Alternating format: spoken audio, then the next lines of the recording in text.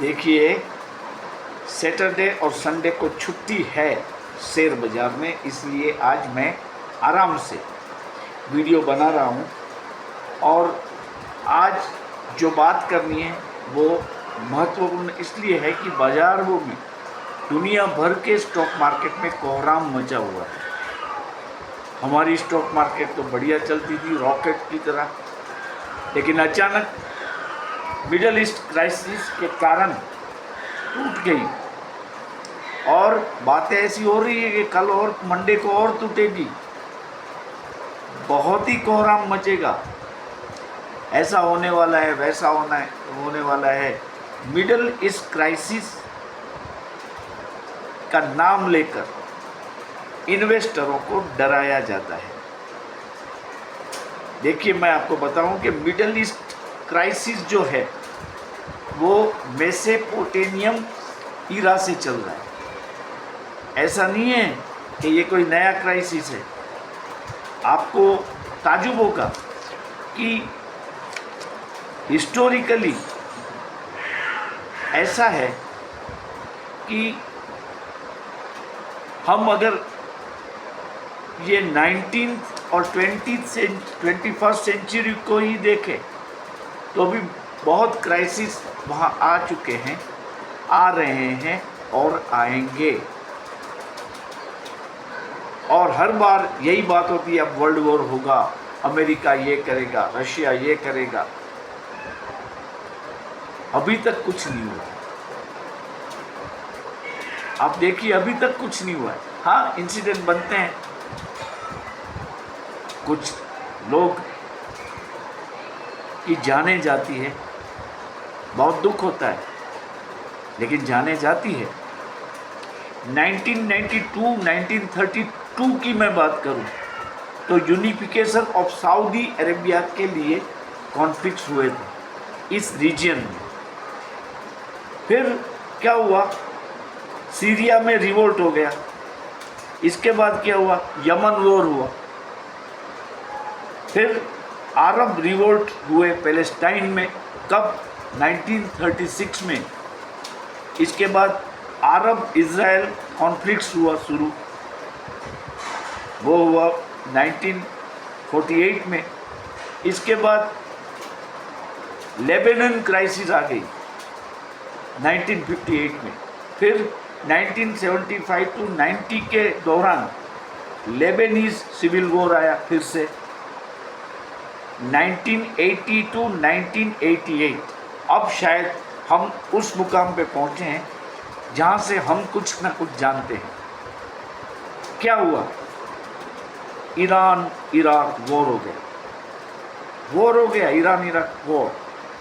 इसके बाद दमास्कस पे बॉम्बार्डमेंट हुआ, गल्फ वॉर हो गया 1990-91 में, गल्फ वॉर, वो तो आप सबको पता होगा।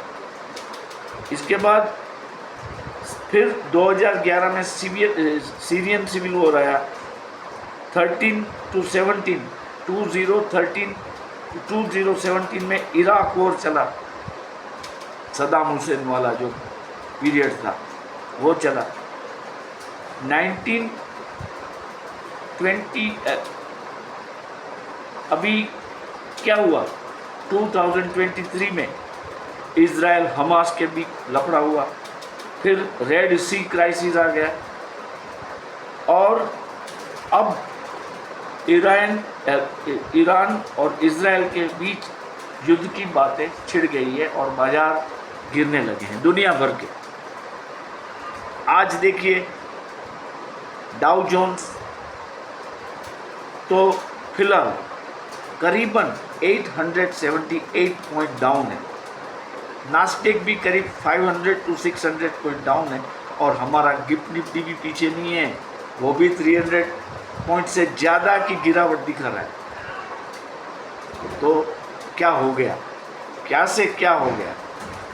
मेरा मानना है ये कॉन्फ्लिक्ट जो है, जो कि सदियों से चलता है, उसमें कोई बड़ा वॉर होने की गुंजाइश नहीं है, क्योंकि कोरोना जो कोविड-19 का जो काल था उसमें अमेरिका समेत कई देशों की आर्थिक व्यवस्था बिगड़ गई और लोग अभी अपने अपने प्रॉब्लम्स में जुड़े हुए हैं, उसमें जुटे हुए। देखिए आप, अमेरिका में इलेक्शन आ रहा है, तो उसने तो बता दिया जो बाइडेन जी ने कि हम इजराइल के साथ हैं, लेकिन इनको in the form of equipments and explosive इसको हेल्प करेंगे।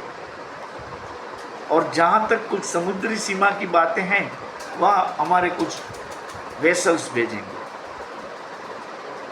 वो सीधा लड़ाई में कूदने वाला नहीं है अमेरिका, और ये इसके लिए पॉसिबल भी नहीं है। अभी इकोनॉमी ख़त्म हो गई है। आज उनका जॉब डेटा आया, बहुत खराब है, पुअर जॉब डेटा। और बाकी कौन सा देश है जो तकलीफ में नहीं है? हम सब है, पूरी दुनिया तकलीफ में। ग्लोबल क्राइसिस चल रहा है, इन्फ्लेशन का, एपिडेमिक का। अभी देखिए गुजरात में चांदीपुर आ गया, कहीं पे लैंडस्लाइड हो गई, वायनाड में कितने लोग मरे, 300 तो मीडिया पे आ रहा है, लेकिन हो सकता है ज़्यादा। तो ये तो चीज़ें क्या है, आती है जाती है। उससे जो इन्वेस्टर्स है उन लोगों को अपना हौसला नहीं गंवाना चाहिए। अभी मैं आपको एक ऐसा फॉर्मूला दूंगा कि जो आपको शायद पता तो होगा, लेकिन आपने इसको इम्प्लीमेंट नहीं किया होगा। जब जब ऐसे वॉर क्राइसिस की बातें आने लगती है, तब जो सेफेस्ट इन्वेस्टमेंट का हेवन माना गया है गोल्ड, उसमें लोग इन्वेस्टमेंट ज़्यादा करने लगे हैं। तो आप भी सोमवार को ही मैं तो सजेस्ट करूंगा कि देखिए बहुत सारे ETF आ रहे हैं, बहुत सारे गोल्ड ETF आ रहे हैं, बहुत सारे। आप सर्च करके ढूंढ सकते हैं। फॉर योर रेडी रेफरेंस मैं आपको बता रहा हूँ, UTI गोल्ड ETF आता है, HDFC गोल्ड ETF आता है, इन्वेस्को गोल्ड ETF आता है, कोटक गोल्ड ETF आता है, ICICI प्रूडेंशियल गोल्ड ETF आता है, निप्पॉन इंडिया ETF गोल्ड आता है, SBI ETF गोल्ड भी आता है। ये सब की प्राइजेस फिलहाल देखिए 59 to 63 रुपीज़ के आसपास। उसमें मार्जिन जिसको M मार्जिन बोलते हैं, वो भी इसमें मिलता है, उसमें भी आप ट्रेड कर सकते हैं। लिक्विडिटी बहुत अच्छी है। और इसमें अगर क्राइसिस, मान लो कि कुछ न्यूज़ आएंगे, बहुत ख़राब न्यूज़ आएंगे, मान लो कि इजराइल ने हमला किया, बॉम्ब वर्षा कर दी, लेबनान ने ये किया, तो गोल्ड की प्राइसेस बढ़ेगी। अगर आपने ETF लिए होंगे तो आपको अच्छे पैसे उसमें से मिलेंगे। तो आप गोल्ड ETF लें फिलहाल। और जो शेयर 3 से 4% तक गिर गया है उसको आप ले लीजिए, वो रॉकेट बन जाएंगे। देखो इतनी मंदी में भी सुजलोन मैं कर रहा था, तो आज उनका भाव 71 तक पहुंचा। आज ब्रिटानिया के रिजल्ट बहुत अच्छे आए हैं, बहुत अच्छे आए। तो सभी में जैसे ही क्राइसिस के क्लाउड जो है वो बिखरने शुरू होंगे, अपने आप मार्केट में ये सिलेक्टिव शेयर्स के भाव जो है वो बढ़ेंगे। एक बात याद रखें कि जो शेयर बहुत बढ़ चुके हैं, जैसे हिंदुस्तान एरोनॉटिकल है, कोचिन शिपयार्ड है, मझगांव शिपयार्ड है, और कई न जाने कितने बहुत जो बढ़ गए हैं, उसमें थोड़ी सी गिरावट आएगी। लेकिन अगर गिरावट आएगी तो ही आप इन्वेस्टमेंट कर पाएंगे और चुनिंदा जो शेयर है वो आप ले पाएंगे। ये कट पीस वाला वक्त जितना लंबा चलेगा आपको फ़ायदा होगा, क्योंकि हम रिटेल इन्वेस्टरों के पास इतना फंड तो है नहीं। मैंने एक ब्रोकर या एक इन्वेस्टर को ऐसा कहते हुए सुना है कि अगर आपके पास 10 लाख रुपया नहीं है तो आप शेयर बाजार में आए ही मत। और एक ने ऐसा बताया कि मैं 10 करोड़ रुपया से ही ट्रेड की शुरुआत करता हूँ। तो इन लोगों की बातें जो है वो हमें तो सिर्फ सुननी है। हम छोटे इन्वेस्टर हैं और हमें ये सोचना है कि रिकरिंग डिपॉजिट के बदले में हम इस शेयर का सिस्टेमेटिक इक्विटी प्लान में इन्वेस्ट कर दें, 1 2 3 4 आप एससीपी करके लगा दो। देखो HDFC बैंक भी बढ़ रहा है, 2000 का टारगेट है उसका। ऑटो शेयर में भी अभी आज कुछ गिरावट आई है, लेकिन वो भी बढ़ने वाले हैं क्योंकि फेस्टिव सीजन है, आगे बारिश अच्छी हुई है, कंजप्शन के शेयर बढ़ने वाले हैं। और जब ये मार्केट पलटेगा तो क्या होगा, काफ़ी बड़ा उछाल आ जाएगा। और निफ्टी की रेंज जो 25 की है वो 30,000 तक जाती है। अब it has to travel up to 30,000 और सेंसेक्स को 1 लाख तक जाना है और बैंक निफ्टी 55,000 की तरफ भागेगा। आप देखिए, इस क्राइसिस के नाम से जो पैनिक फैला है बाजार में, उससे आप दूर रहें। Nothing is like panic. कोई बड़ा वॉर होने वाला नहीं है, सब अपने आप ठीक हो जाएगा क्योंकि अभी एजुकेशन बढ़ा है और इंटरनेट रिवॉल्यूशन के कारण लोगों की सोच बदली है। तो वो बर्बरता अब नहीं है पहले जितने। और जो एटॉमिक वेपन्स है उसको यूज़ करना इतना आसान नहीं है। आप सोचो कि वो एक जगह पे वो बम गिरेगा तो उसकी इफेक्ट आसपास के इलाके में भी होगी। तो ये सब बातें चलती है, लोग अपनी अपनी जो अपना जो एजेंडा है उसको मनवाने के लिए ऐसी बातें होने लगती है। रशिया यूक्रेन वॉर भी कब से चल रहा है, आप देखो क्या इम्पैक्ट हुआ हमारी मार्केट पे, क्या हुआ। कोविड से जैसे हम उभरे, हमारी बाजार रॉकेट बन गई। और इस क्राइसिस से भी हम जब उभरेंगे तो हमारी बाजार रॉकेट थी, रॉकेट है और रॉकेट बनी रहेगी। क्योंकि देखिए, अमेरिका चाइना में जितना अर्थतंत्र नीचे जा रहा है उतना हमें फ़ायदा है, हमें फ़ायदा है। ये बात आप समझ के चलो। इंटरनेशनल डिमांड में बढ़ना घटना उसकी इम्पैक्ट फॉर सम टाइम होती है। टाटा, अब मैं बताऊं टाटा स्टील के शेयरों के दाम में बिकवाली आई, आज आई तो आई, क्या बात है, लेकिन वो फिर से बढ़ेगा।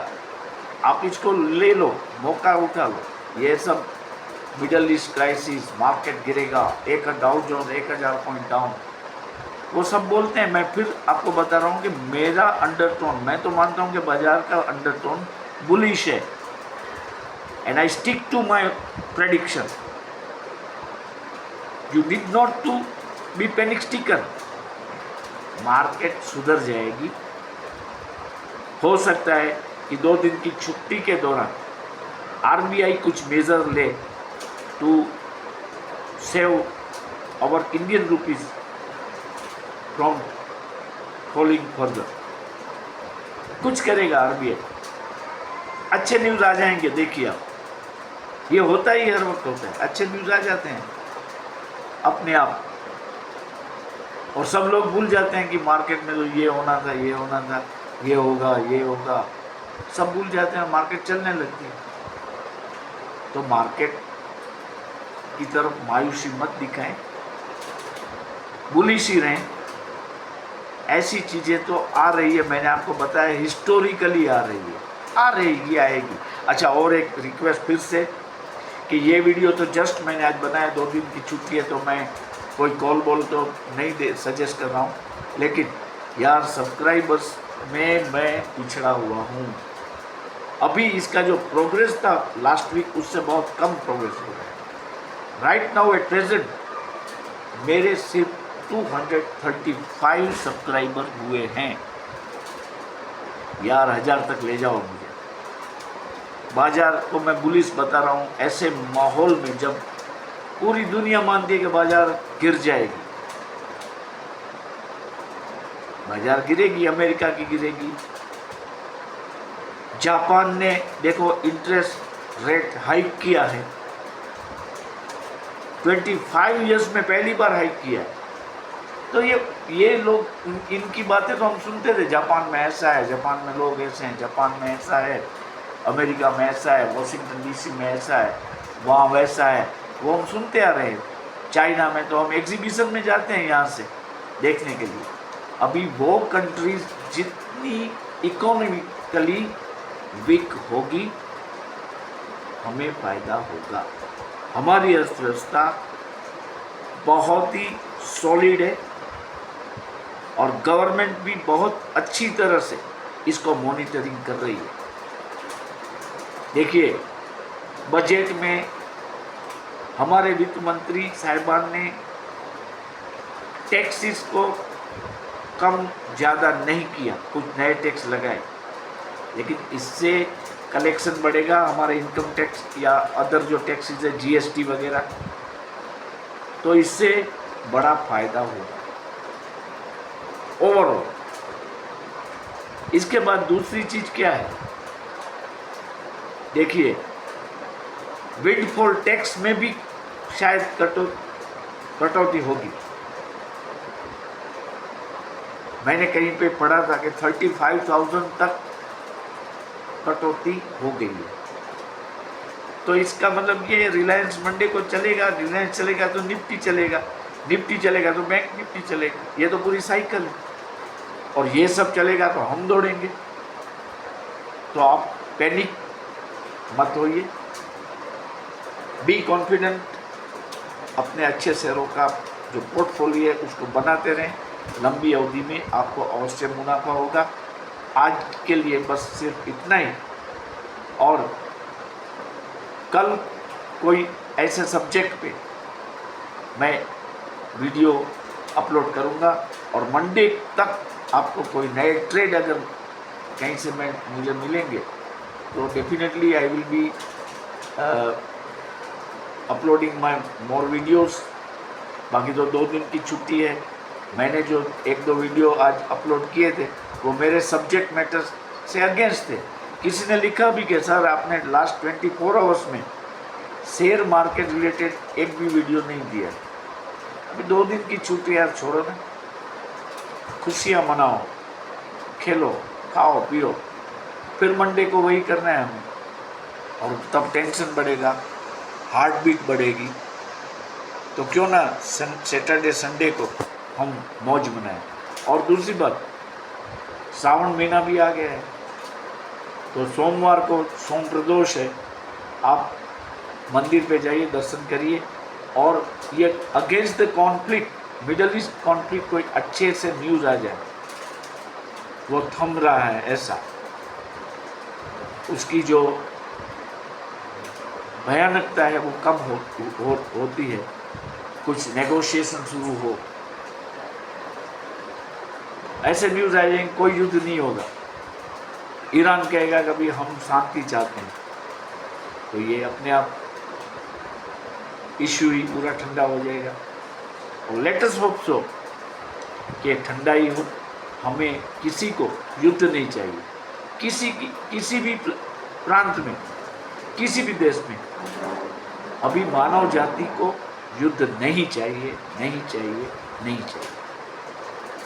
तो आप तैयार रहिए मंडे के ट्रेडिंग सेंटर के लिए। फिर मैं दोहराऊं कि मेरा शेयर बाजार का जो चिंतन है वो ये कह रहा है कि अभी भी टोन बुलिश है।